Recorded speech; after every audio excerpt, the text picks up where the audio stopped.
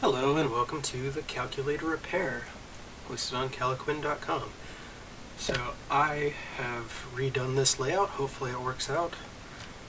I got things in better positions, so that's a little easier to work, and I got more desk space, plus a monitor that I can keep track of things on. So I'm really excited about testing this out, and I will be repairing a calculator, of course. So this is the TI-30XA. So this came along with another calculator I bought for $4. It's pretty dirty and it isn't turning on, so I'm guessing that there's something wrong with the battery. It's probably dead. So I'm going to be disassembling this, cleaning it up, and installing a new battery. Hopefully this uses a type of battery that I have. Otherwise, this is going to be kind of a pointless video. So, getting started.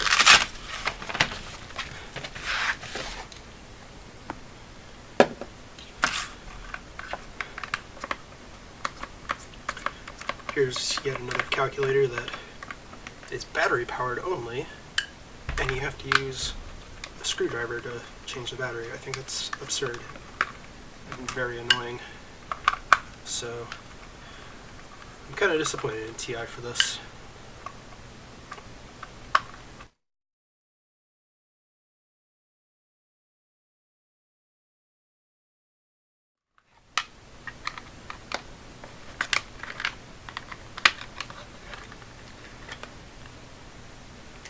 Alright.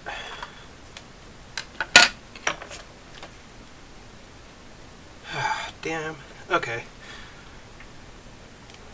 So this uses those plastic rivets that I've been complaining about, and that's really annoying because the only way to disassemble this thing completely is to break those, and then it won't seat quite right afterward.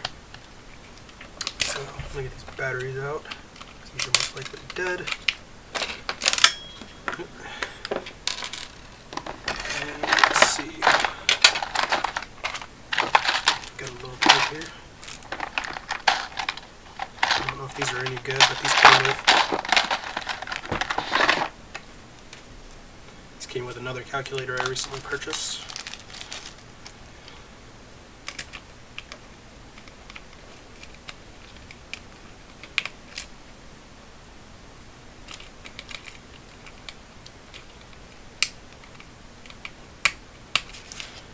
And it's on. Nope.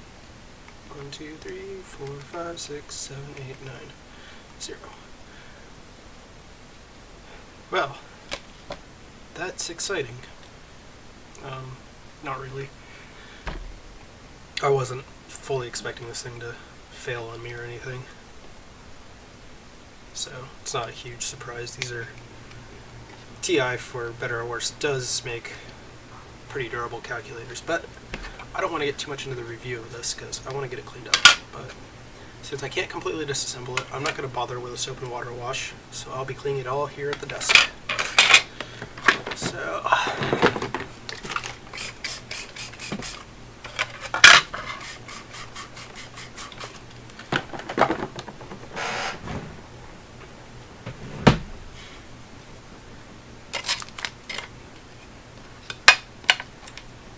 batteries are definitely dead. I'm going to dispose of those.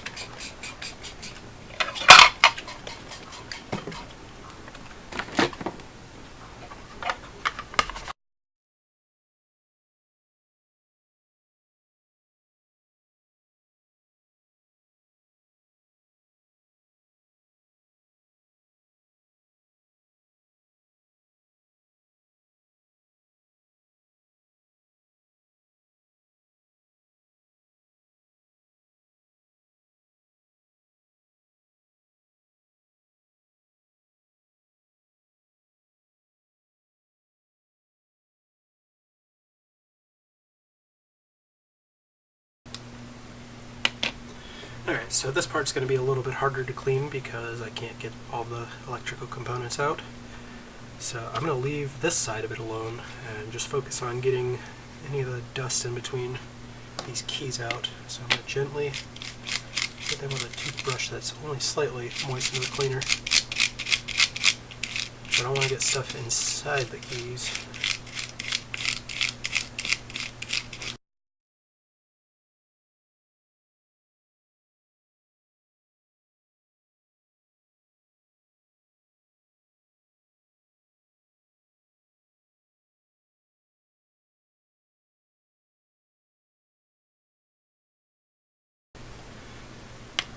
Okay, so this was a pretty easy repair. Barely even really a repair, not even much of a cleaning. But like I said, I wanted to test out this new setup, make sure that all the audio stuff is working great, and that the camera angle is going to be good enough. It's really hard to get an overhead angle that doesn't get in my way. It's always nice to see a calculator working again, even if it isn't the greatest. These screws back in.